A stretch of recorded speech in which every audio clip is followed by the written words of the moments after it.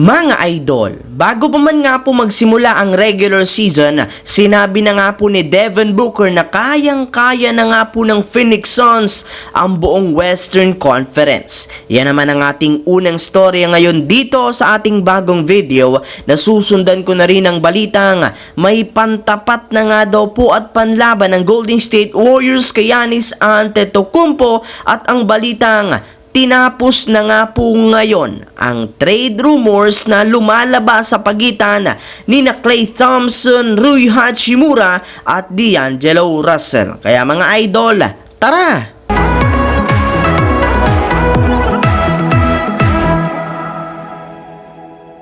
Ang videong ito mga idol ay hatid sa inyo ng Aurora Game, isang play-to-earn mobile app na kung saan pwede kang kumita habang nag-e-enjoy ka. Maraming mga games dito mga idol gaya ng Color Game na alam kong siguradong mananalo kayo. Dragon versus Tiger na simple lang pipili ka lang kung Dragon ba o Tiger ang mananalo. Meron ding Toss a Coin na alam kong alam nyo na at marami pang iba. Sobrang dali lang mag-register gamit lang ang iyong mobile number, hintayin ang verification code at gumawa ng password. Madali lang din mag-cash in at pag panalo, cash out agad gamit ang iyong GCash account. Kaya ano pang hinihintay nyo mga idol?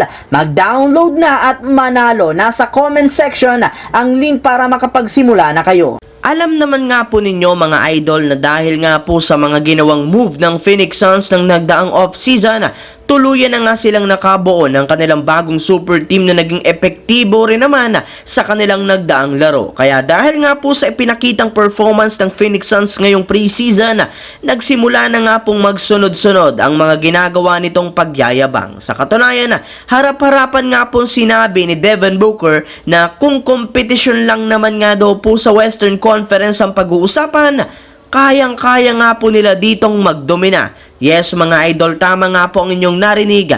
Kaya nga pong talunin ng Phoenix Suns ang halos lahat ng mga kupunan sa West since wala rin naman nga daw ditong team ang may kakayahang bantayan at pahintuin silang tatlo ni na Kevin Durant at Bradley Beal. Kaya mukhang nagbabalik na naman ang dating Devin Booker na maingay lamang kapag nakakaangat sa mga nakakalaban. Samantala, pumunta naman tayo sa ating pangalawang storya sa balitang may pantapat na nga po ang Golden State Warriors kay Giannis Antetokounmpo.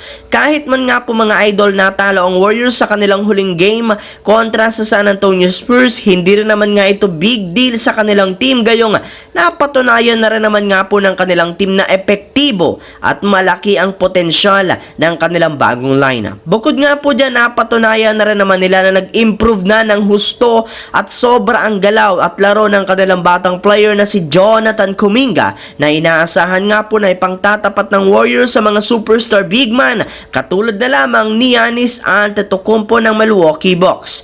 Yes mga idol, hindi na nga po magiging problema pa sa Warriors ang kanilang match-up sa mga malalaking superstar sa kanilang mga susunod na laban dahil kay Kuminga. Habang dumako naman tayo sa ating huling storya sa balitang tinapos na nga sa wakas ang trade sa pagitan ni na Klay Thompson, Rui Hachimura at D'Angelo Russell. Naibalita ko nga po sa inyo, isa nga ang Lakers sa mga nabanggit na team na posibleng kumuha kay Klay Thompson sa isang trade kung sakali mang bitawan ito ng tuluyan ng Golden State Warriors. Sa katunayan, kailangan lamang nga po ng Lakers na i-offer sa Warriors ang kanilang mga players na sina D'Angelo Russell at Rui Hachimura upang makuha si Klay Thompson. Ngunit, ayon nga po sa pinakahuling inilabas na balita, imposible rin naman na mangyari ang ganitong senaryo ngayong season, gayong ayaw na nga po ng Lakers at ni Rob Pelinka na guluhin pa ang kanilang nabuong magandang lineup na merong solidong chemistry. Bukod nga po dyan, susubukan pa rin naman ng Warriors na bigyan